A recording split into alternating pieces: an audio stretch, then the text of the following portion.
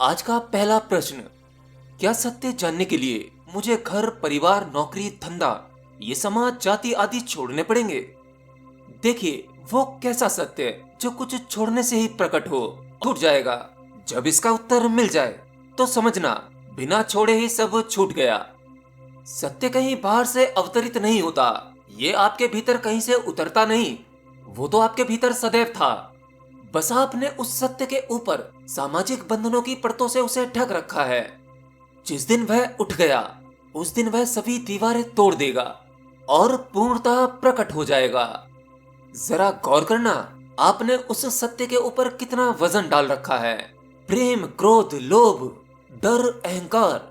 आप कभी भी समाज की इन चीजों से बाहर निकल ही नहीं पाते, तो भला सत्य कैसे जान पाएंगे?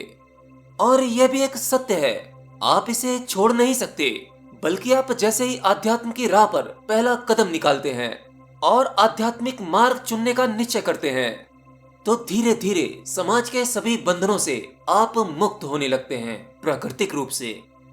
अगला प्रश्न, क्या अनजाने में किया हुआ काम भी कर्मा होता है? और क्या विवश होकर कोई काम करना भी कर्मा का ही हिस्सा होता है? क्या किसी काम का अच्छा बुरा पता ना होने के बाद भी उसे करना, वो भी कर्म का हिस्सा है?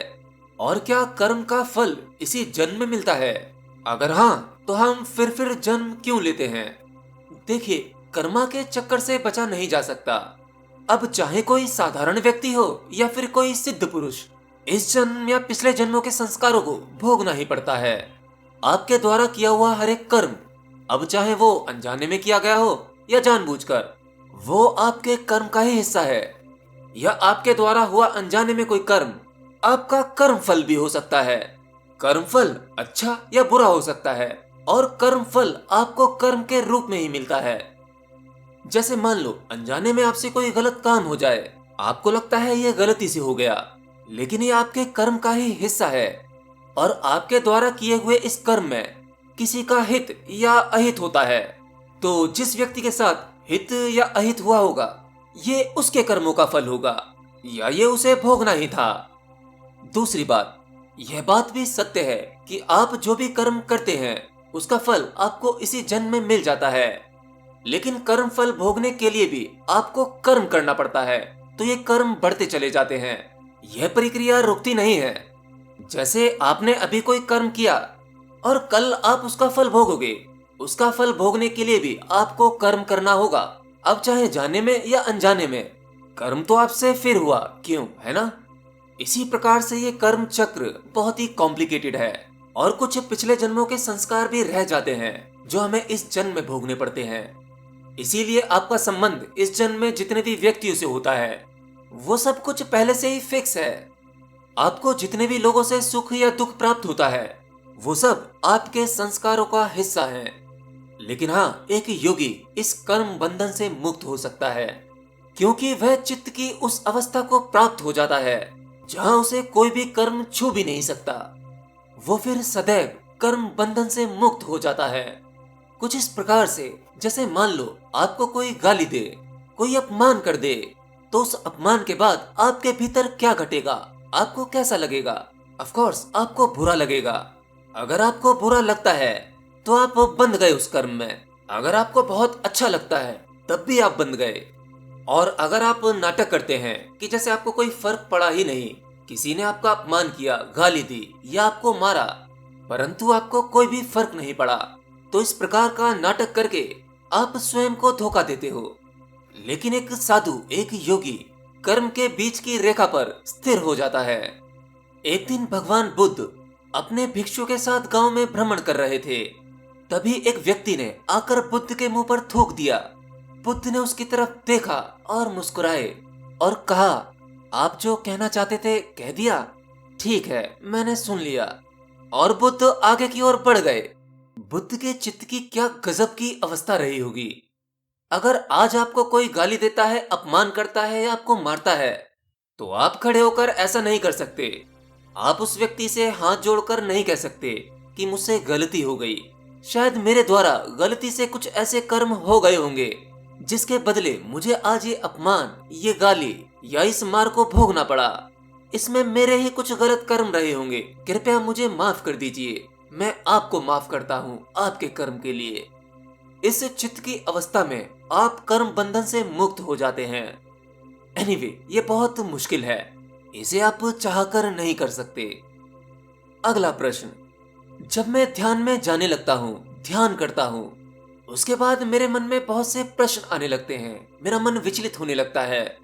मेरी लाइफ कैसी होगी, कितना पैसा होगा, मेरी नौकरी, शादी वगैरह वगैरह। इन सब सवालों के चलते मैं दुनियादारी के चक्कर में फिर से उलझ जाता हूँ। देखिए, यही तो आपकी परीक्षा है। अगर कोई व्यक्ति ब्रह्मचर्य का पालन करता है, तब उसके मन में सुंदर स्त्रियां चलने लगती हैं। इतना ही नहीं, उसके जीवन में सच में कोई न कोई लड़की प्रवेश कर ही लेती है। आप ध्यान में गहरा उतरने लगते हैं। धन, दौलत, सक्सेस, इन सब से आपका मोह कम होने लगता है। तभी अचानक से आपके पास में कोई न कोई नई अपॉर्चुनिटी आ जाती है, जिसके जरिए आप ज्यादा पैसा बना सकते हैं। ये तो प्रकृति का नियम है।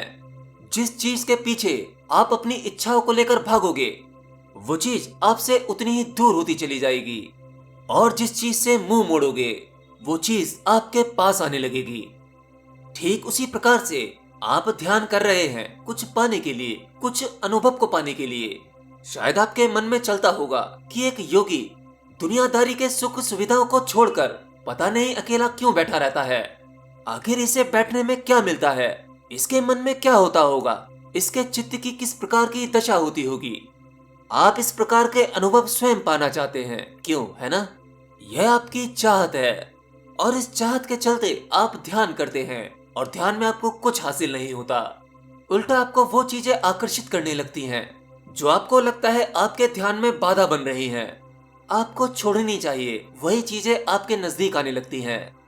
यहाँ आपको छोड़ना पकड़ने जैसा कुछ भी नहीं करना है। बस आपको हर एक पल, हर एक विचार, हर एक थॉट को दूर से दृष्टा भाव की तरह देखना है। अब चाहे वो बुरा हो या अच्छा हो, उससे आपको कोई फर्क नहीं पड़ना चाहिए।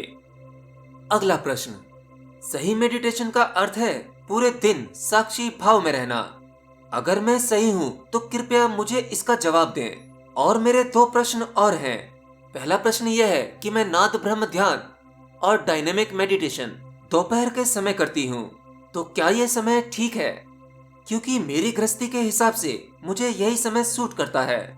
और साथ ही सुबह के समय में अजप्पा जाप करती हूँ, जो मुझे गुरु मंत्र मिला है। तो क्या ये अजप्पा जाप पूरे दिन करते रहना ठीक है? देखिए, ध्यान के लिए सभी समय उचित है। आपको जब ठीक ठीक समय मिले, जिस समय आप अच्छी तरह से कंफर्टेबल हो पाए, वह समय आपके ध्यान के लिए ठीक है। और ये अजप्पा जाप या डायनेमिक मेडिटेशन, ये सब तो प्रैक्टिस है। असल में इन क्रियाओं से आपको तैयार किया जाता है। जब आपके भीतर ज्ञान सक्रिय होगा, तो क्या आप उसे संभाल पाएंगे? अगर आप मानसिक और शारीरिक रूप से तैयार नहीं है, तब आप विक्षिप्त भी हो सकते हो। बहुत से लोग पागल भी हो जाते हैं। तो ये किसी भी प्रकार की ध्यान साधना, मंत्र जाप और योग, ये सब आपको शारीरिक और मानसिक रूप से तैयार करते हैं। क्योंकि शक्ति जब जागेगी, तो उसे संभालने की क्षमता भी इस शरीर में होनी चाहिए और इस मन में भी होनी चाहिए। अर्जुन तैयार नहीं था, इसीलिए वह भगवान श्री कृष्ण का विराट रूप देखकर थर थर कांपने लगा था। वो सत्य जब किसी के भीतर जागता है, तब हजारों सूर्य जितना प्रकाश एक साथ फूट पड़ता है। उसे ऐसे ही कोई नहीं झेल सकता। उसके लिए वर्षों जन्मों की साधना की आवश्यकता पड़ती है। और अगर किसी व्यक्ति को कुतूहलवश ऐसे ही वो सत्य घट जाता है, तो समझो उसके पीछे पिछले जन्मों की कड़ी साधना है। तो आपसे जो स्वतः ही सरलता पूर्वक हो रहा है, उसे करते रहिए। अगर किसी क्रिया को करने में दिक्कत है, शारीरिक या मानसिक रूप से, तब उसे छोड़ देना चाहिए। आखिरी प्रश्न। How to overcome from fear of death during meditation. देखिए, कुछ साधकों को ध्यान के दौरान मृत्यु का डर लगता है, क्योंकि जैसे जैसे ध्यान गहरा होने लगता है, असल में आपके साथ ध्यान घटने लगता है, तो वो करीब करीब आप मृत्यु जैसा अनुभव करने लगते हैं। क्योंकि गहरे ध्यान की वो अवस्था करीब करीब मृत्यु की अवस्था है। और जब साधक को मृत्यु का आभास होने लगता है, तो स्वाभाविक उसे मृत्यु का डर भी लगने लगता है। देखिए, घबराइए मत। अगर आप ध्यान कर रहे हैं और आपको मृत्यु का डर लग रहा है, तो ध्यान करते समय आप मरने नहीं वाले हो। ज्यादा से ज्यादा आप समाधि में चले जाओगे, लेकिन आपकी मृत्यु नहीं होगी। और अगर आप समाधि में चले गए तो मृत्यु का डर भी खत्म हो जाएगा, क्योंकि समाधि में जाने का अर्थ यह है कि आप जान लेते हो कि शरीर नहीं मरता। आप अपने ही शरीर को शरीर के बाहर निकलकर दूर बैठा देख सकते हैं। आप जान पाते हैं कि यह शरीर तो केवल एक उपकरण है। मैं इस शरीर के भीतर इसे केवल इस्तेमाल कर रहा हूँ। मैं तो कभी नहीं मरा, मैं कभी नहीं मरूंगा। मरेगा तो यह शरीर। और जब आप इस सत्य को जान लेते हैं तो मृत्यु का भय अपने आप ही खत्म हो जाता है। देखिए, अज्ञान से भय पैदा होता है और ज्ञान भय को दूर करता है। आप केवल अपने कदमों को ज्ञान की ओर बढ़ाइए, बाकी सभी बाधाएं अपने आप गिरती चली जाएंगी।